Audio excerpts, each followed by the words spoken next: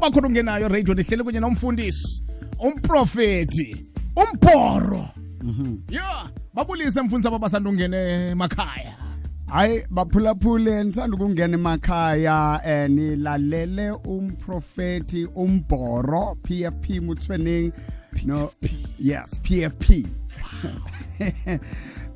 ndiyasakaza apha namhlanje ndingumsakazi no Amasa no Reggie yeah kuyo yona le show le ethi sijikilanga apha umfundisi uphanse waprofeta Mrejana khandle namagwala yeah athi hayi mfundisi thina singophezi you go so sixelela bakuzabe kuqhubeka ntona asifuna ukuya now Prophet Mboro yeah PFP aha Mutswening uPFP umele ndoni ngizobiza nje li1 okay Paseka lele lika F angifuni ukulikhuluma masiliyeke lenyo Passover yeah Paseka Passover yeah Mutswening that's right eKatlehong aha ekuruleni aha yeah from incredible happenings khona lapha 2097 eGumede Street incredible happenings intoni libandla lakho ibandla lakho yachaza ukuthi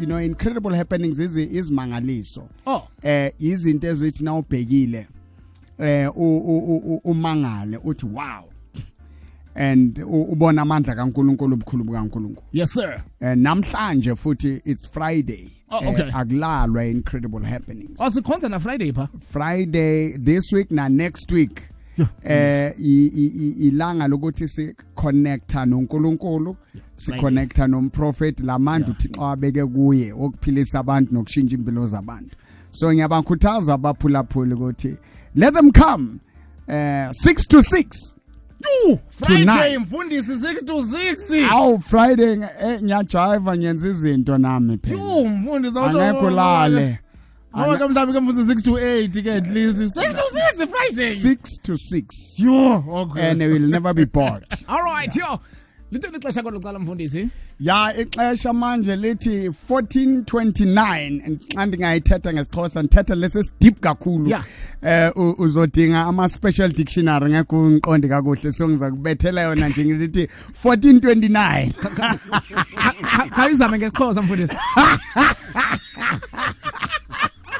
makabethe ngolumi lwakhe okanye khayithethe ngeSkatlehong khayibethe ngelanguage yakho ya no mitsotso imashume amabedi ametso irobong ka morao ho hora ya bobedi yiyo nje leyo imizuzu ngamashumi 29 emveni kwensimbi yesibini ethuna shit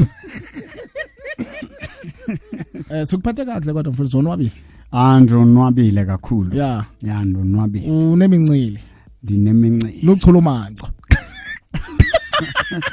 Thixo uyayeva uyazi ndiyathemba kuba yonke lento ethetha i-right no ingcwele mfundisi mfundisi ingaba ke mhlawumbe zikhona into oxakeke zizo ngoku zikhona inkqubo osebenza kuzo ngoku mhlawumbe zikhona iproject ozenzayo okanye ifocus yakhe sesenkonzweni engizoqala ngayo nje ile incredible happenings ngiyatholakala lapha 2097 administration block eKatlehong opposite DHU Lemsol kunestrate bathi Gumede Street. There's a big white tent lapho this Friday nge-3 na next week Friday lama Fridays lawa i2 and then on Sunday ngikhona ngo 8:00 this Sunday next week Sunday and then ngizabe ngilapha ya Giant Stadium Gay 4 zika March Giant Stadium ngo 12:00 nge-11 ngizabe ngise Maluti ngaphofung eQwaqwa sithandazela imvula umeyo Megazile lapha ya bazocela ne-mayoral committee nabasuka nje idamu la amanzi wabakhona so nginale project arrange nomasipala wakho or you know nama leaders wakho ngize in your province I project enkulu leke ukuthi imvula yine sithandazela imvula and on Sundays futhi ku community TV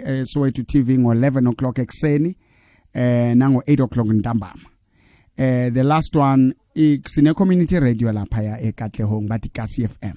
So Monday to Thursday ngo9 to 10 live ngithandazela abantu ngiyashumayela.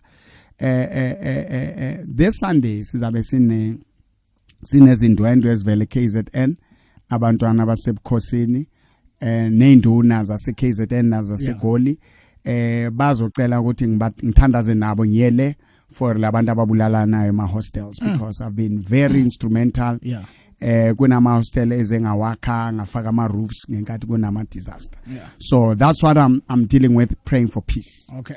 You all right? Akonto ufuna ukuyibuza umfundisi mfondini? I know ngenxa yexesha benzawutsho nje into ba umfundisi kubaleke kangakanani into ba ibandla libe nezinto ezenzayo kwi community yalo ngoba siyayazi into ba indima yebandla ayikokuphilisa nje abantu through ilizwi. Just nje quickly up.